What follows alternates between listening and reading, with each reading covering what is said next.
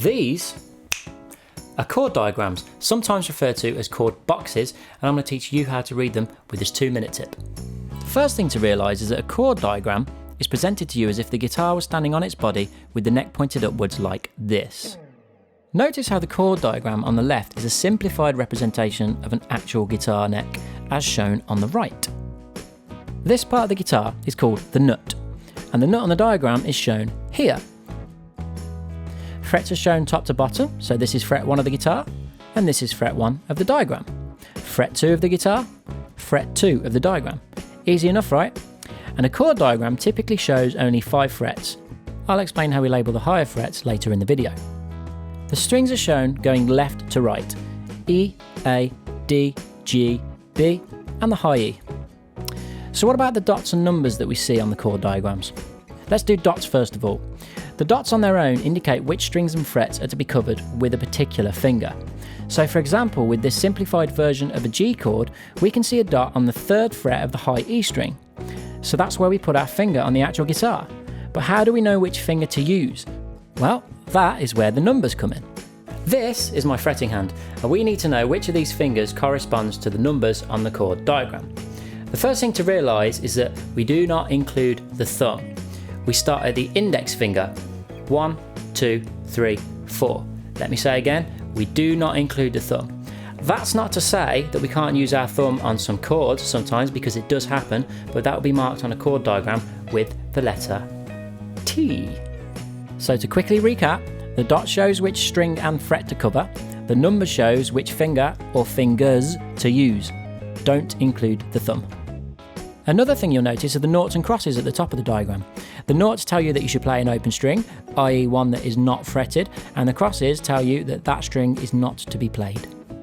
Let's do one more example side by side just to be sure. The top of the screen currently shows an A minor chord, and here's me at the bottom. Let's start by placing the fingers one at a time. Let's look for the number 1 on the chord diagram. That means the 1st finger, and we're going to place that 1st finger on the 1st fret of our B string. Let's go to the 2nd finger. The 2nd finger goes on the 2nd fret of our D string, and the 3rd finger goes on the 2nd fret of our G string. All those fingers want to be on at the same time. And then the final thing to look at is the open strings and the muted strings. So remember, the noughts represent open strings, which in this case are the high E and the A string, and then the cross represents the low E. So when we play this chord, we shouldn't have a sound from the low E, we just strum from the A string downwards to get the A minor chord sounding like this. And if we were to play one string at a time, which we should do always when we're practicing chords, it will sound like this.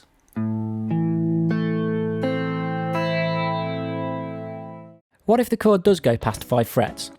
Well, in that case, the diagram will show a new starting fret with an indication like this one.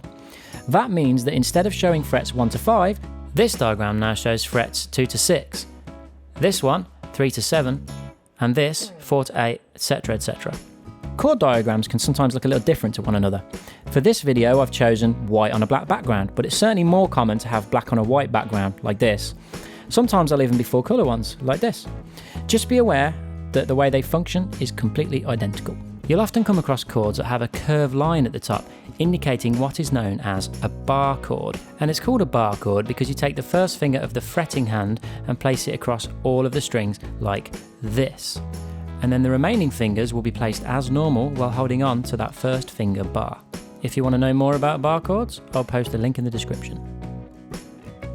I hope that helped you learn how to read chord diagrams, and if you're ready to continue your guitar journey, why not check out this beginner's playlist that I've put together, full of really easy guitar bits and bobs that'll help you get better. There it is. Thanks for watching. Bye bye.